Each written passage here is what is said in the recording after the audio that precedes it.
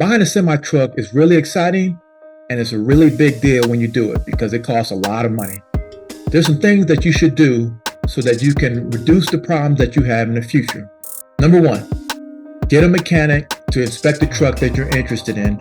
Make sure it's an outside mechanic that you've selected so he can look at the truck and go over it and make a list of all the problems.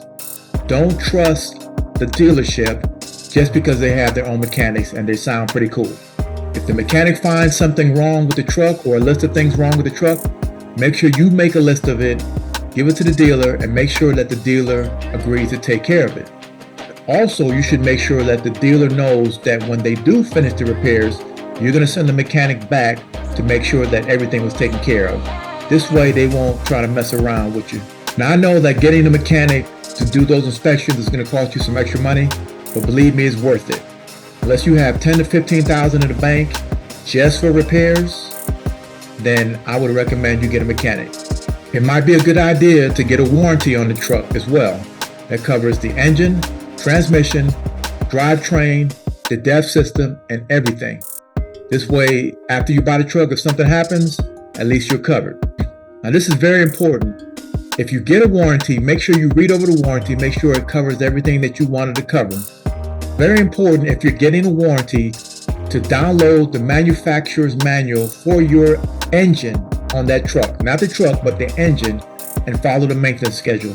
Because most warranty companies, if you don't follow the maintenance schedule, they will not honor your claim. Following the maintenance schedule doesn't just mean getting your oil changes, changing your filters and your brakes, things of that nature. We're talking about the maintenance schedule that the engine manufacturer, let's say you have a Detroit engine, whatever engine that is, model, whatever, download the manual and follow the maintenance schedule.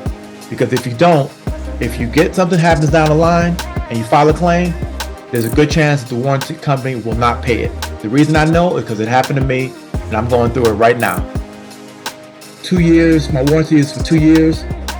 I sent it, something happened, I sent it to the mechanic, they denied it because I thought that the maintenance was oil changes, brakes.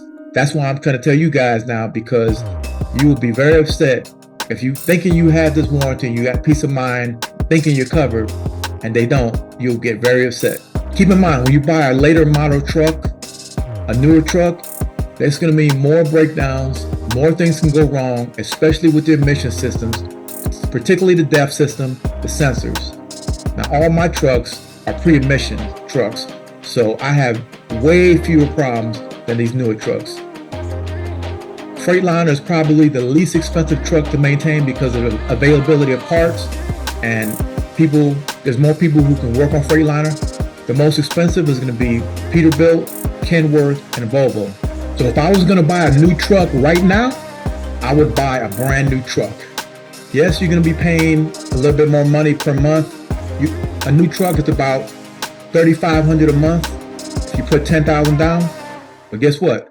Those wheels will be rolling all the time. Whereas a used truck, if it goes down, the money making stops. So you got to look at the fact that the repairs and the truck being down, there's no revenue coming in. So buy a new truck, 2 years later, trade it in for a new one, keep the wheels rolling, keep that money coming in. That's the best way to go if you can swing it. Now, of course, it's probably good if you have a contract too, because that payment can be kind of high, $3,500 or somewhere around there a month, depending on what kind of truck you buy. Well, that's it for my tips. Just keep those things in mind. Stay tuned for my next video. Please like and subscribe, and I'll see you guys in the next one.